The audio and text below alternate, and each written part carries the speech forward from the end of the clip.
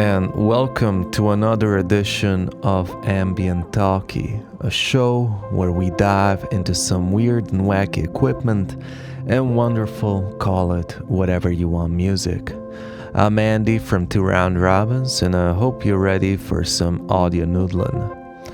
On the previous episode, we touched upon the more generative scripts that NORNS ecosystem has to offer.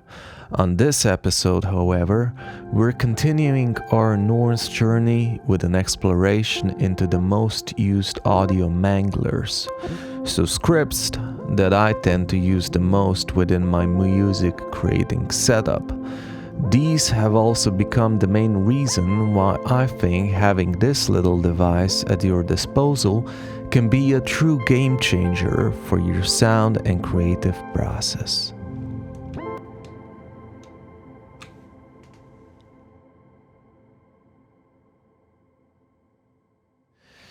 Now, what do I mean by audio mangling script, you might be wondering? Well, for me, very simply said, it's a script that takes some audio, processes it and in its own unique way, and creates something that's far more unique sounding than your average delay, effect, or whatever.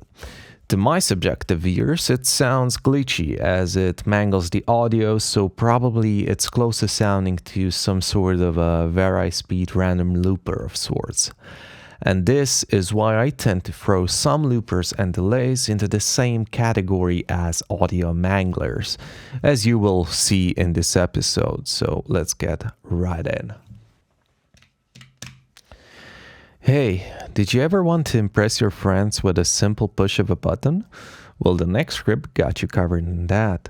Barcode, developed by Infinite Digits, is a 6-voice vari-speed random looper that basically takes whatever you feed it and gives you awesome results. Let's take a listen.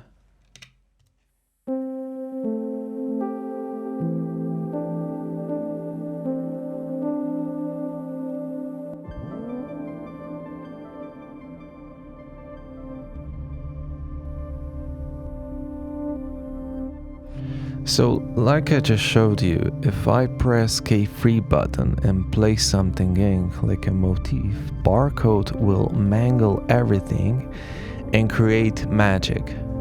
This magic is basically a 6 voices that are playing at different levels, bands, rates, position, modulated by LFOs. And it just goes on. So let's say that you really like some part of it, let's say in a kind of a spare of the moment type of situation, you can even pause the LFOs. As you can hear, it's looping around. It just kind of goes on. But let's say that you really like some part in this spur of the moment, you can pause the LFOs like we did, and if you move the encoder too, you can by chance change the variable parameters here. So let's say L is for level, P is for pan, R is for rate, D is for direction, and T is the tape start or the point.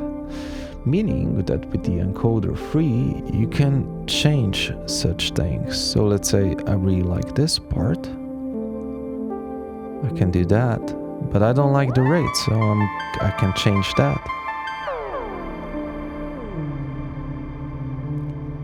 And this is great for many reasons. One of it's that it lets you really like that whatever you like, you can pause it. And if you don't like, let's say, an element in this position, you can just either mute it or, change whatever you wish with it. And with this, you can get crazy good textures that just work really well. Another awesome thing about Barcode is that if we go to the parameters menu, you can also feed into the buffer through the NORNS own disk. So let's say we have buffer 1 we already used buffer 1 with whatever we recorded, but let's say we want to give something into buffer 2. So I do this, and then let's say I'll maybe use, I don't know, something from the melodic, or just find something that would make it a bit more obvious. Maybe I can just use a field recording of sorts, like I did on the previous one. So this means that now it's in buffer 2. However, if I go back, we're still on buffer 1. So we need to basically change the buffer. So how do we do that? Well, if we hold K1 and then press K2, we're now in the second buffer. And let me depause the LFO. Let's listen if it does anything. We can hear it, it started moving. And we can do the same, we can just jump from buffer 1 to buffer 2. We can even, by default, record something over this. So, let's say that I want a melody, I can just press the K3 button.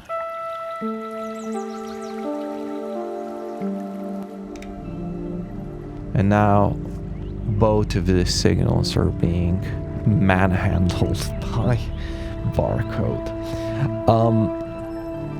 A awesome thing is also that you can undo the last recording. So meaning if you really dislike whatever you recorded, or let's say that you made a mistake when playing into the buffer, you can just hold K1, hold K1 and then press K3 and it undoes the last recording.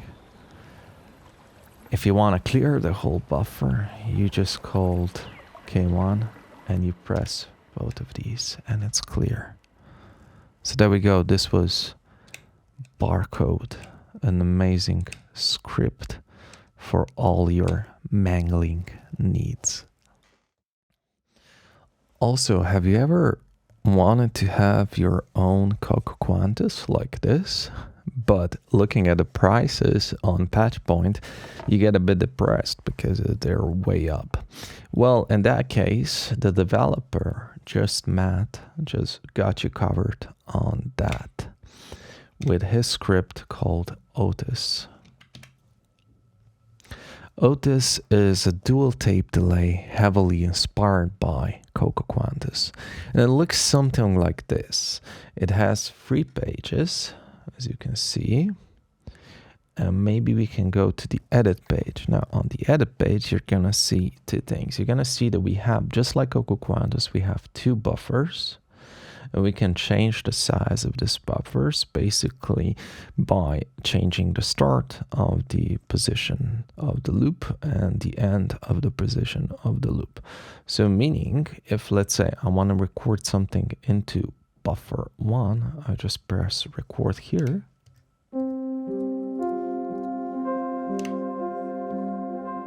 I have it in. And of course,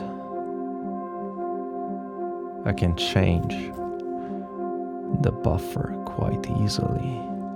If I press and hold K1, I can change the lengths of the buffer. So let's say for buffer number 2, and just by, I think I'm just gonna use another voice, I'm gonna record something into the buffer 2.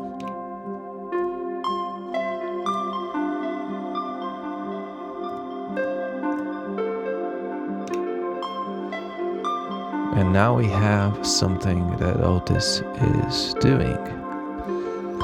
Like I said, you can edit the loop, but the fun really begins if we go to the play menu here. As you can see, we can easily change the direction by flipping the buffer.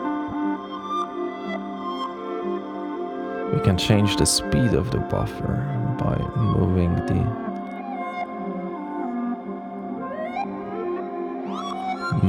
the encoders. just like we can do on the Coco. However, where otis really differs from the Coco quantus, apart from, the whole analog digital circuits and the modulation of the Coco quantus and quantussy section, where this thing it becomes a bit more, let's say, dare I say it, useful, is if we go to the parameters menu and we can, let's say, go to the configuration menu of the skip controls, and we can use the speed controls here, and we can maybe change them by fifths, meaning that if I go back here and I change it, it goes in fifths. Now it's an octave above, so it kind of, and you can get really interesting textures, but just by moving the speed knobs a bit and maybe flipping it. You can also skip if you hold K1. So this just skips to the beginning of the loop, just like we do with the Coco quantus skip function. So flip and skip is basically heavily inspired. It's heavily taken into consideration within Otis. However, we can also, use the skip controls in order for it to skip at a random point. The random point of the buffers. And with this in mind, you can create something rather magical just by, fiddling around with this.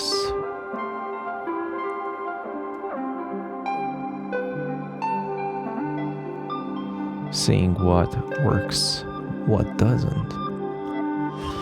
Now, of course, with Coco quantus, you have this amazing quantussy section here. And believe it or not, Otis has something rather similar. It has the LFO functions here. So let's try to do something here. Let's say I'm going to use a target, and I want that, let's say, the speed of the number one buffer will be ever changing. So I'm just going to open up on. And now, as you can see, it changed. However, let's use a bit of let's try to mingle with the things here. And now you can see it's jumping up and down. And you can do this for a lot of stuff. Let's say if we go to LFO2, you can do this for the sample rate, the bit depth, the volume, the panning, the whatever. But you can also use it for, let's say, flipping the sides. So I'm just gonna try to do this with this, and I can hear it that it's flipping here. So it's doing something, and if you take some time and really get into it, you can do quite a lot just by using this. However, you might be wondering, because the Coco quantus is kind of known to have this internal noise that's very, very lovely, because of whenever you move the speed knob, meaning if you go to slower values, it will just, degrade the signal quite a bit. You could do something similar here. However, this kind of works on the whole level. You can add noise. So we can add hiss. We can change the tone. We can put a bit of more saturation. We can change the bit depth.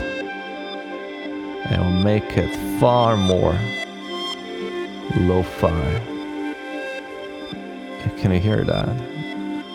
Sounds absolutely lovely.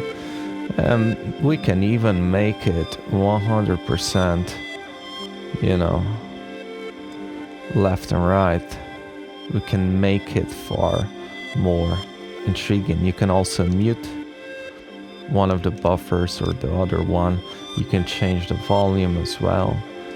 So with this, you get, you know, a Coco Quantus, or at least a bit of the spirit of the Coco Quantus just by having it on NORNS. It's a bit more, like, what's the word? It's a bit more controllable than this lovely wooden beast here. So give this one a try. It's a lovely script in its own right.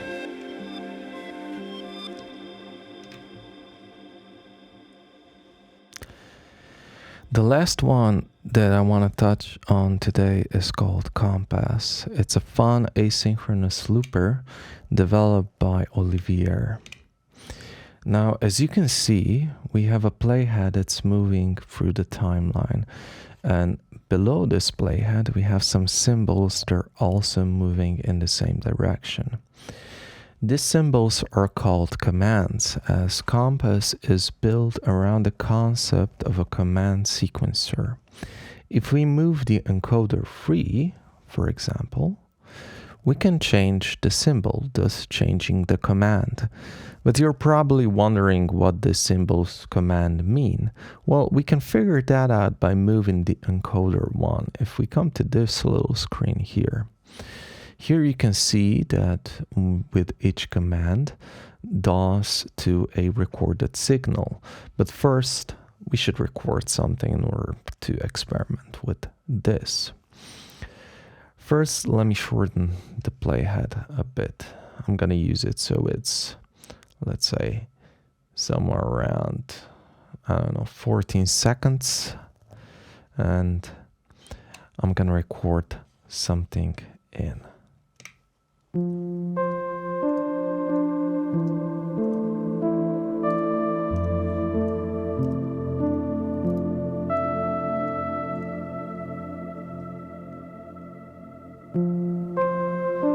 We have something that's recorded into our compass. Okay, now we can, what I'm also gonna do is I'm gonna change the length of the commands, and I'm gonna use only 4 commands.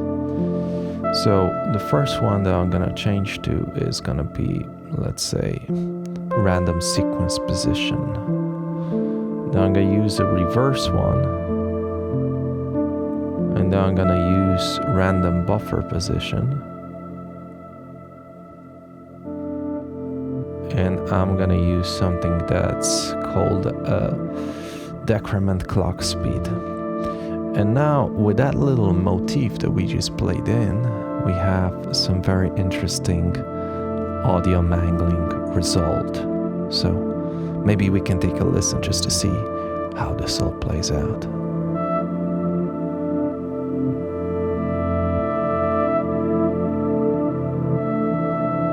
Now, by pressing the K2 button, we can randomize the sequence.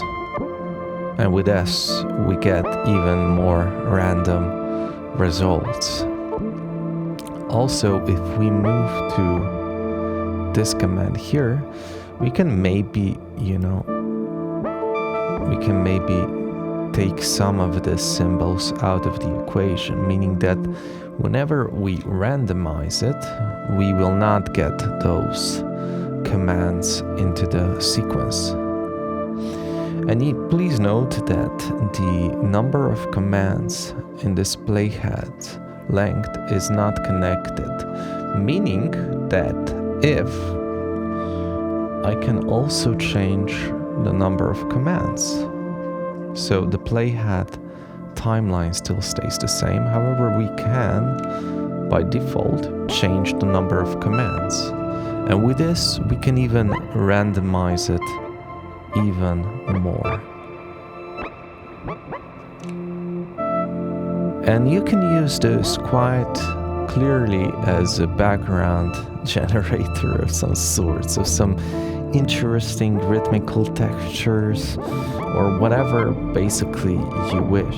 It's very random, but in a way it can sound very, very lovely. It's like that.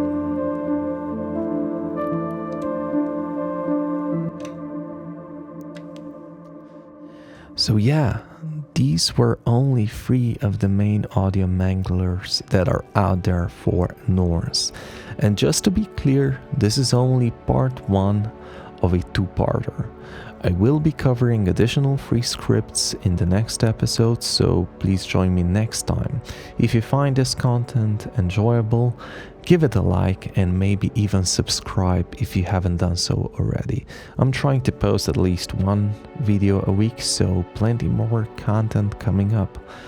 Any questions or feedback is very much welcome in the comments, and if you're interested more in the featured scripts, I heavily encourage you to basically check the additional links in the description down below. Have a wonderful rest of the evening, morning, or afternoon, whenever you might be watching this, and hopefully I'll see you next time. Take care.